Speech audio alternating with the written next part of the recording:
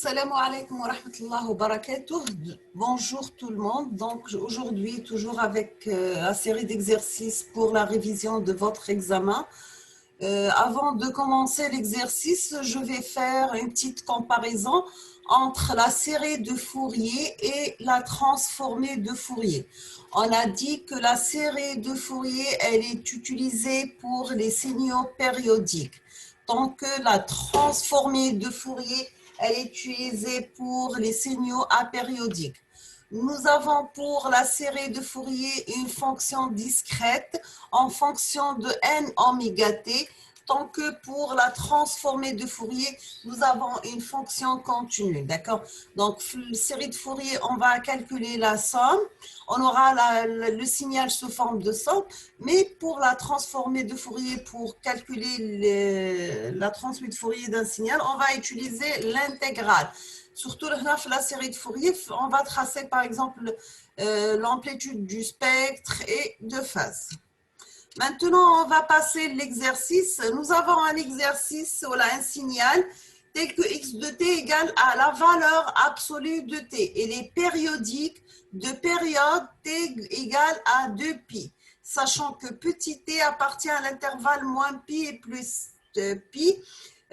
Une petite remarque, j'avais une question sur la vidéo, c'est que l'un de mes abonnés a demandé pourquoi on a calculé la période, on a mis la période de grand T égale à pi, tandis que normalement l'intervalle est de moins pi à plus pi. Là, c'est l'exercice. L'exercice où elle exige de traiter la description en série de Fourier dans cet intervalle, d'accord? Donc, nous avons maintenant t appartient à l'intervalle de moins pi à plus pi. On vous demande qu'en première question, c'est tracer ce signal, d'accord? Donc, nous avons x de t, donc qui est égal à moins t pour t négative égal à plus t pour t positive. Maintenant, si on va tracer moins t, de cette forme, d'accord? Donc, de moins pi à 0, c'est moins t. Donc, j'aurai une pente qui descend de cette forme, et de 0 à pi, c'est une pente qui monte, donc c'est plus t, c'est pour t positive. Donc, on voit que notre signal est pair car il est symétrique par rapport à l'axe des Y. Là, on a tracé, normalement, le signal T, on a défini de moins pi à plus, mais on a tracé le signal, donc, la forme T qui est périodique, d'accord? Donc, notre signal est pair car il est symétrique par rapport à l'axe des Y. Là, on voit que la symétrie, c'est par rapport à l'axe des Y. Donc, notre signal est pair. Donc, nous avons x de moins t égale à plus x de t, donc automatiquement est pair. Pour le signal pair, on va calculer seulement les A0 et les AN qui existent, tandis que les BN sont nuls.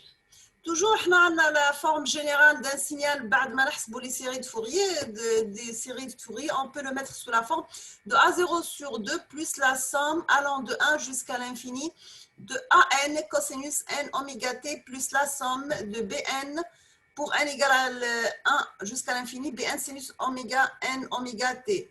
Donc, dans notre cas, les BN sont nuls, donc on va représenter seulement cette partie du signal.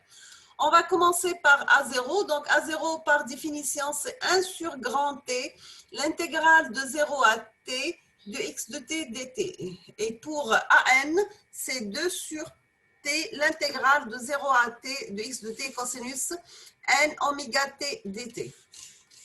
Donc, on va commencer par A0. Donc, nous avons A0 égale à 1 sur grand T, l'intégrale de moins pi à pi, de la valeur absolue de t dt, donc qui est égal à 2 sur grand T, l'intégrale de 2 fois l'intégrale de 0 à pi. Donc, tant qu'il est périodique ou pair, j'hésite 2 fois l'intégrale de 0 à pi de t dt. Donc, j'aurai 2 sur 2 pi, la période t égale à 2 pi, donc entre 0 et pi, t dt, à la fin, après simplification, j'aurai A0 égale à pi sur 2, d'accord?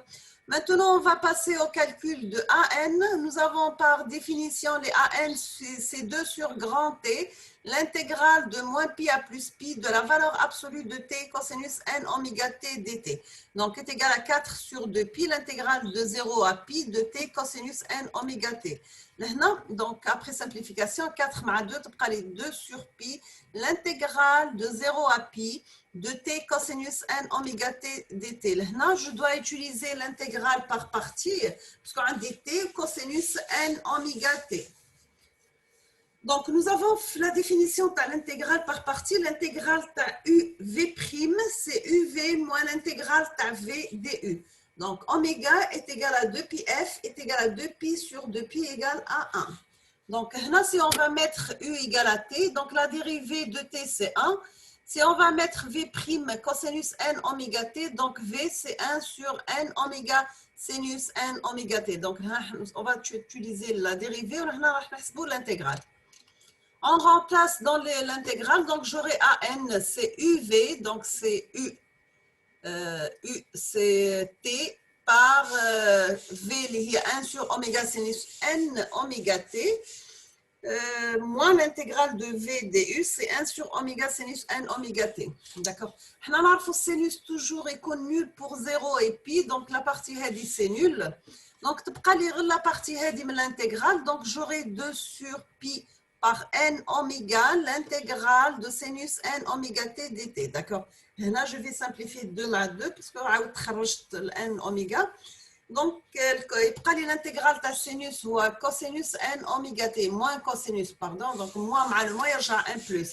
Entre 0 et pi, donc j'aurai à la fin, là, ce n'est pas simplifié, c'est 2 ou élevé au carré, parce qu'on a dit 2 fois n oméga après le calcul de l'intégrale. Donc, j'aurai 2 sur pi par n oméga, le tout au carré, cosinus n oméga pi moins 1. Nous avons cosinus n pi égale à moins 1 à la puissance n. On va remplacer ça par sa valeur. Donc, j'aurai à la fin an égale à 2 sur n au carré pi multiplié par moins 1 à la puissance n moins 1. D'accord. Donc, Hedi, elle prend deux valeurs. Elle prend la valeur 0, c'est n impair. Et elle prend la valeur 4 sur pi n carré, c'est n et impair. Et nous avons bn sont nuls. Donc, comme d'habitude, je vous remercie infiniment. Bon courage, bonne chance. Vous avez suffisamment d'exercices flashés pour la révision de votre examen.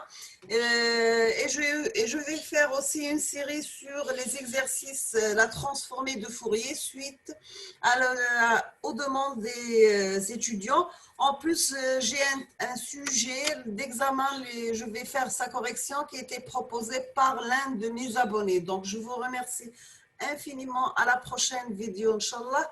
واستودعكم الله الذي لا تضيع ودائعه وشكرا